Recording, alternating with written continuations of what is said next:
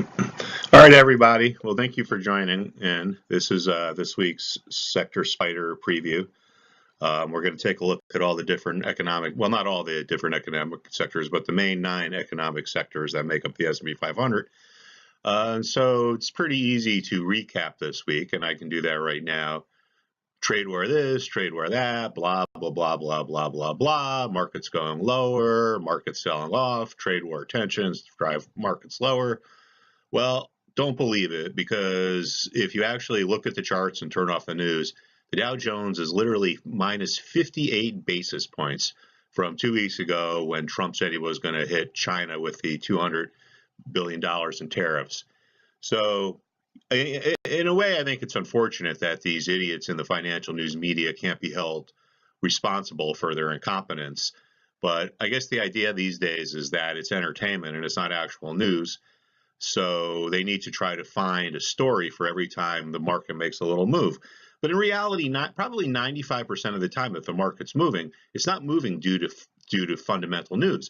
It's moving due to if it runs into a support or a resistance level, what the trends are, and sometimes there's even random noise. And first of all, let's talk about random noise.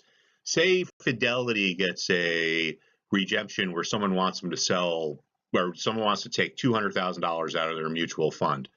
All right, so the traders at Fidelity need to sell some stocks to raise the $200,000. Say at the same time, another client calls in and says, I want to put $400,000 into the fund. All right, so these traders now are literally buying the same stocks that they're selling, okay? Because the trades have to go through an exchange. It's not like they can move the trade from one account to another. So what do you have here? You have random noise, and this is going to move the market, okay? It has nothing to do with fundamentals or what someone somewhere said on CNBC or anything like that. The other thing is, there's trends, right? When the markets are going up, it's because the forces of demand outweigh the forces of supply. And when they're going down, vice versa. And when the markets are holding steady, that means the supply and demand forces are basically equal.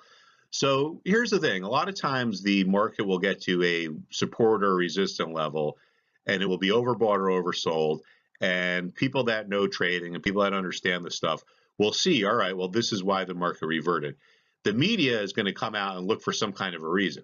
So I guess what I'm trying to say is that if the market was oversold and hit a support level and bounced at the same day that all this stuff about the trade war came out, or alleged trade war came out, the media would be talking about how the markets are going higher because stocks are going to benefit from the trade war. So don't believe the hype. Think for yourself. All right, so just to give you a little introduction, I believe in very simple things which could end up in very significant profits. I just look at important levels, support and demand, and I look at trends. I don't pay attention to things like Gann theory or Elliott wave or harmonic charts. I think that stuff is in the realm of Bigfoot and UFOs, frankly. It's fun to talk about, but I think it's not credible. So, oh boy, you guys probably hear my stupid dog barking in the background. He barks every time my neighbor's dog comes out. Well, anyway, going back to my philosophy, like Gann theory, Elliott wave, harmonics. Harmonics are the worst. I looked at that for the first time a few weeks ago. You can see it on my blog, and it's pretty funny. There's like shark charts and monkey charts and butterfly charts. It actually reminded me of the karate and kung fu movies I used to watch when I was younger. It's like I have shark style, and it's stronger than your butterfly style. But whatever, I don't know why people believe in that stuff, but in 20 years as an institutional trader, I can guarantee you I never once heard a successful money manager speak about things like, shark charts and Gann theory.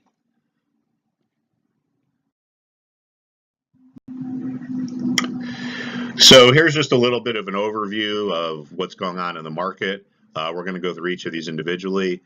Like I said, the markets really have not moved at all since this whole trade war hysteria hit the news. Two important things to watch this week, though, are the XLKs, which is the technology sector, and the financials, which are the XLFs. The technology sector obviously needs to be watched because it's 28% of the S&P 500, but it has run into an important resistance level right around 71, and I'll show you why that's an important level in a few minutes. Financials have been consolidating below an important resistance level. They have not, the market, the S&P's moved up pretty substantially over the last 3 days, but financials haven't really participated. So basically what you have now is the two biggest sectors in the market, technology and financials, are each at resistance levels. So this means that the market has some headwinds, and if it goes down, trust me, you hear it here first. It's because they were selling in technology and financials. It has nothing to do with any trade wars or anything like that. All right. So let's take a look at technology. Oh, actually, sorry. Let's take a look at the S&P 500 first. So here are the SPYs. We can see that we recently found some support down here, 268. Okay. It's the same level that was the bottom on May 29th. You can see we got a little oversold here, over the Bollinger Band, which means we're more than two standard deviations outside of the normal trading range. So we had a little bounce. I think if we keep rallying, let's look for resistance around the 280 level. Okay, that was resistance here, right? Before the market just sold off a couple weeks ago. It was also resistance here back in February and March. If the market heads lower, I would be looking for support back around the 268 level. If we break through that longer term, the 260 level is where I'd watch for longer term support. That was support here in April and in February. You can see that the bottoms are kind of choppy here. Bottoms are typically more choppy than tops. You can see how choppy this is versus these tops. That's because stocks go down faster than they go up because they sell off on fear and they go up on hope. One of the things I do, and I haven't done it here because I don't know if the software is capable of it, but on my lower Bollinger Band, which marks how many standard deviations we are away from the normal trading range, I use 2.5. And on the upside, I use 2. The default for Bollinger is 2 both ways, but like I said, seeing that things go down faster than they go up and they're more choppy, I think it makes more sense to have a 2.5 standard deviation band on the downside.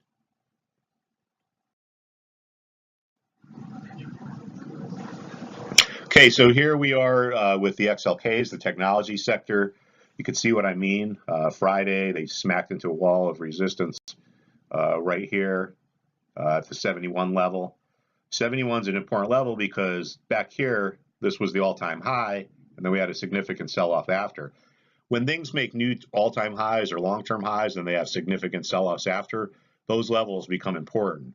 So we can see here that once the XLKs broke above it, over the course of pretty much all throughout June, it was support. When we broke to the downside, we found some support here at 68.60. So going forward, I would say we're probably going to consolidate over the next few days, like Monday, Tuesday, Wednesday, because this is a pretty significant level. So I'm going to be watching this. This will probably be the main thing in the market I watch. If things go lower, we're probably going to see some more support around the 68.60 level.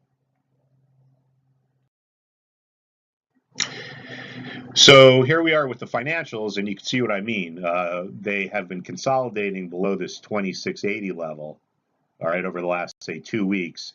They're kind of breaking their downtrend, but the action here has not been too strong, so to speak. So this and the resistance in the tech sector is something that could, put a top on the market here.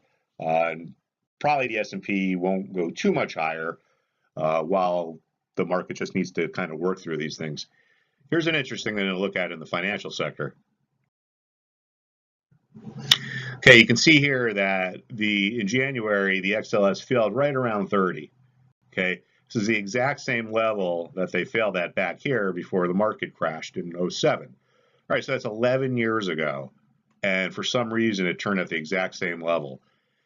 I think this is really interesting. And when I look at these charts, this is where I see mass psychology. Because let me tell you something, there's not an academic in the world who follows efficient markets theory or a fundamental analyst that can explain how the basket of stocks that makes up this ETF had the exact same valuation here as it did here. Okay, interest rates are different.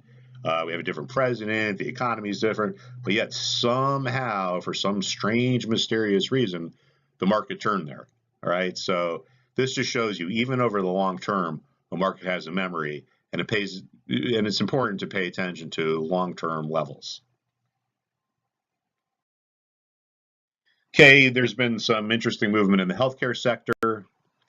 We gapped up here, but now we're overbought. You can see we're overbought here.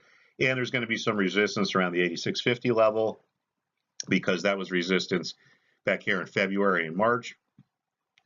Shorter term, probably some support around the 84 level. That was the top of this range. And again, just view these sector pictures as kind of a roadmap. These aren't really trading ideas. This is just a way that it's just something I do to help my clients keep a grip on what's going on in the market. Like, for instance, going back to the trade war thing, had you only been watching the news and not looked at any of these charts, you would have thought that the market crashed last week. In reality, if you didn't see the news and just looked at the charts, you wouldn't have thought that there was anything significant going on in the markets. Here is the consumer discretionary sector, made an all-time high here, sold off a little bit. Okay, now we're consolidating.